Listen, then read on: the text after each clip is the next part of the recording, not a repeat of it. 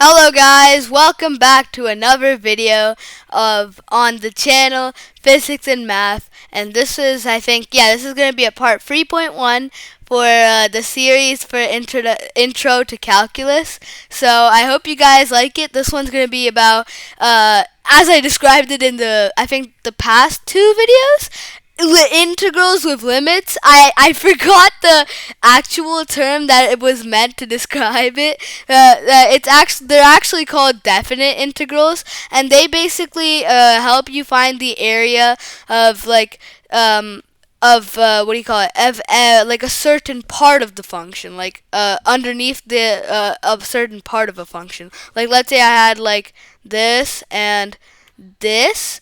If I wanted to find the area of this, then I would use definite integrals. So, I shouldn't have said integrals with limits. Of course, you can use limits on integrals, but we'll be covering that in future videos. So, yeah.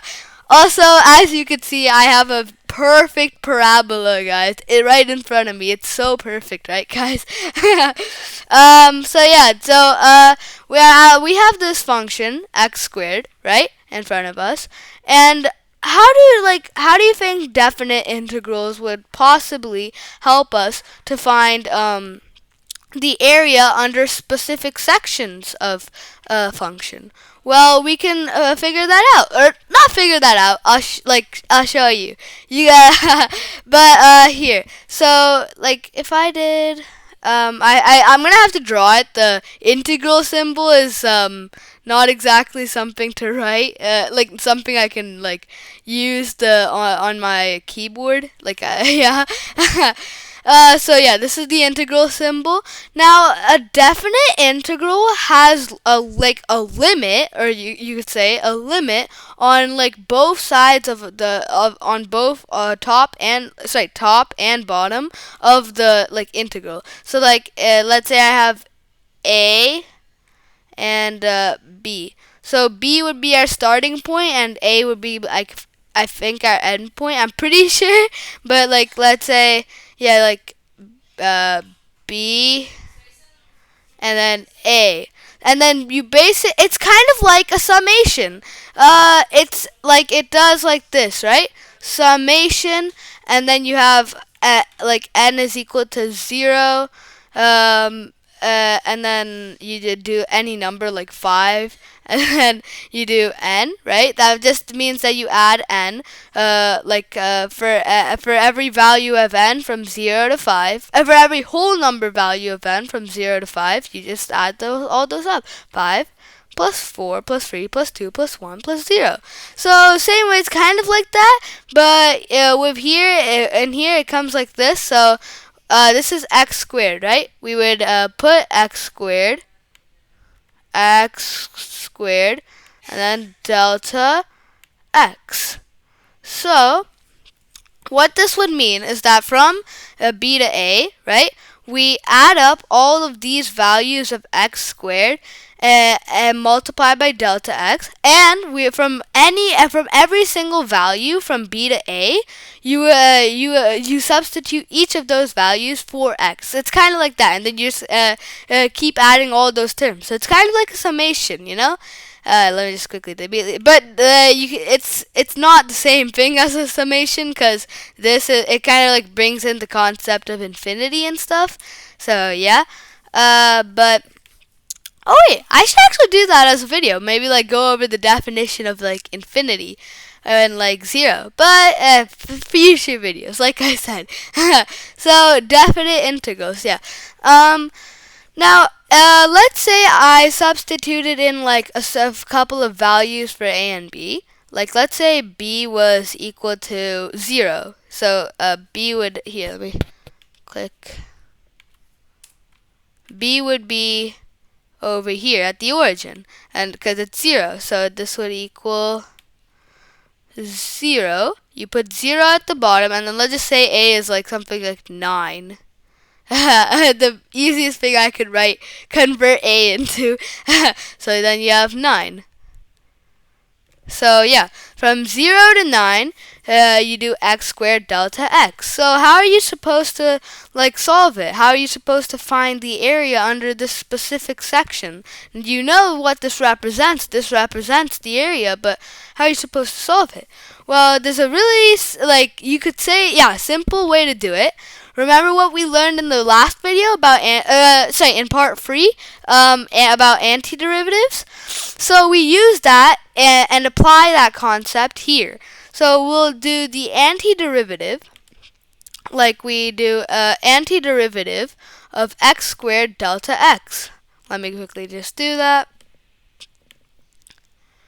Yep. Okay, antiderivative of x squared delta x. Remember, I showed you this in the tips and tricks video. We'll definitely be discussing the proofs as well. But the antiderivative of any power of x is just equal to text. Let me just quickly. Oh gosh. Okay.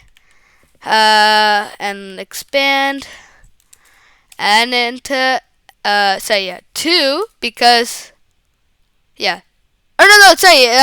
X and we discussed it in both part 3 and the tips and tricks, but x to the power n plus 1 divided by n plus 1. So n plus 1 divided by n plus 1.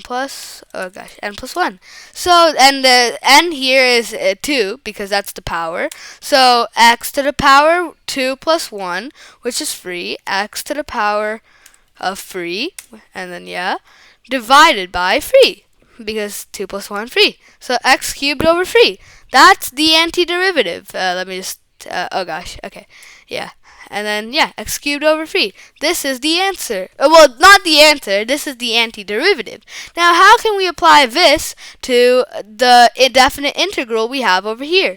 Well, we have to use this antiderivative, and we have to basically substitute in a and b for each value of the antiderivative, and then subtract them. And I'm not wording that right, but at least I don't think. But here, I'll show you what I mean. So we have let's get our drawing tool again. Okay, so from 0 to 9, if our antiderivative is x cubed over 3. But we have to subtract this minus x cubed over 3. But we have to each of these values of x represent 9 and 0. So the first one would be the top, which is 9. So and then the top one, bottom one, 0. Okay, so 9 cubed over 3 minus 0 cubed over 3. And 9 cubed over 3 minus 0 cubed over 3 is just 9 cubed over 3. So a 9 cubed over 3 is just 9 is 3 squared, so it's 3 to the power, I think, 6, and so it's 3 to the power 5. No, wait, am I saying that right? 9 to the power 3. Oh gosh. Oh gosh. So it's 9. If we took 9 squared times 3 squared, 9 squared times 3, 81. Oh no, I did that wrong. But it's equal to 324. I'm pretty sure. I gotta fact check that. 9 cubed, 9 divided by 9 times 9 times 9, 3 squared, 3 times 9 times 9. 81 times 3. 324, yeah. So this is equal to 324. So, that's the area. That's, we don't have a specific unit yet. But, that would be the area underneath the curve. That's how you would solve this. But you may ask, what the heck did I just do here?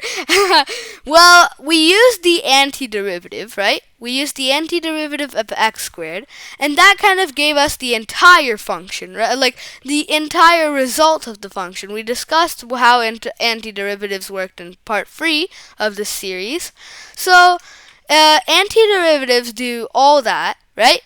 So, when we use the antiderivative and we substitute in the values of a and b, then what we're basically doing is that we're helping we're substituting, like for example, we substituted an a for the first function, like the first antiderivative, right over here. So x cubed over 3, and so that's equal to 9 cubed over 3. That kind of tells you the function's antiderivative at the point of 9, right? When x is equal to 9. And then this point is just when x is equal to 0. And it's just 0, yeah. So when you subtract it, it tells you the area, because the antiderivative tells you the area underneath the curve of the entire function, like the entire function. So when you subtract it like that, it gives you and you put the limits slash make it definite. It gives you a specific solution instead of giving you the entire area, which would be x cubed over 3. That's the antiderivative. So yeah, I feel like I have to get a better wording of it. If you guys have any better analogies, please let me know, because I could totally use better analogies than what I'm using right now. But yeah. So yeah, I think that's it. It's kind of it, but here, let me just do, I think, 2 more examples. I'll try to do 2 more examples. Okay. I think we can delete the graph. I think we could. Actually, it's okay. We'll just keep it there. Okay. So well, here, I'll delete the function though. Okay, yeah. So we could do another function, let's do it for a more simpler one. Or yeah, let's do a more simpler one. Let's do a linear function. Yeah, linear functions are good. So we do, let's say this is equal to, y is equal to, what should we do? 4x. Yeah, 4x. Let's try that. 4x. So the antiderivative of 4x, yeah, the antiderivative of 4x, 4x delta x. The antiderivative of this is equal to, but remember how we did the x to the power n plus 1 divided by n plus 1? So we can do the same thing here, but notice how this time we have a coefficient in front of our x, right? So how are we supposed to do that? Well, we can first do the antiderivative of x, right? And that's just x squared over 2, yeah, because x to the power 1 plus 1, and because the exponent's 1. So x squared over 2. And then you could just multiply that by 4. So x squared over 2 times 4 is just 2x squared. So the antiderivative is 2x squared. Yeah, that's our antiderivative. And now we will also be discussing multiplication rules with and different types of rules that come with anti-differentiation and differentiation, because those are pretty important, especially chain rule and stuff. Well, we'll definitely be discussing those things. So yeah, but for now, let's just keep that in mind. When you have a constant, a coefficient in front of your variable, you multiply it with the antiderivative. Actually, yeah, this will be the last example. Yeah, I'm kind of running short on time. I have to go somewhere, but yeah. So yeah, this is a 2x squared, right? So now that we have that, we have the antiderivative. Let's say we want to figure out the area between 2. Let's say this is 2, and then on the x-axis, and then this right here is 4. So then, what's the area of this? It's a right trapezoid. Yeah, it's a right trapezoid. How do we figure this out? Well, we could figure it out with the right trapezoid method, but we have our own ways. Let's use antiderivative and definite integrals. So we take the definite integral from 2 to, oh gosh, yeah, 4 4. Oh my gosh. Okay, 4. So, yeah, that's that I messed up on that 4 there. But from 2 to 4, and then you just do 4x delta x is equal to the antiderivative. Wait, sorry, here. Yeah, is equal to the antiderivative, which is 2x squared, and let's just substitute in 4. So first we'll substitute in 4. That's like kind of like yeah, the you could say the bigger value, and from 4 squared is 16 times 2, 32. So that's 32 minus 2 squared, which is 4, into 2 is which is 8. So this is equal to 24. And we can fact check that by using the normal right trapezoid area formula. So right trapezoid, yeah. So you would have to do base 1 plus base 2, yeah.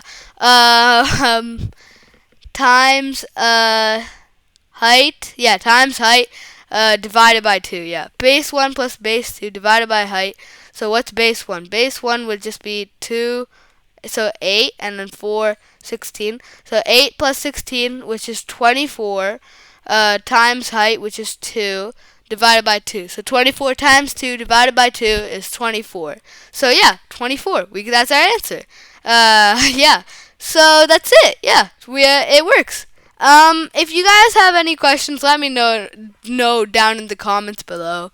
I think I'll be making like a post about a better way or slash analogy that could help explain like how the definite integral works. Because we need like a bunch of proofs to help like completely understand the subject of calculus. So and like these definite integrals. So yeah, let me know in the comments below and like and subscribe, guys.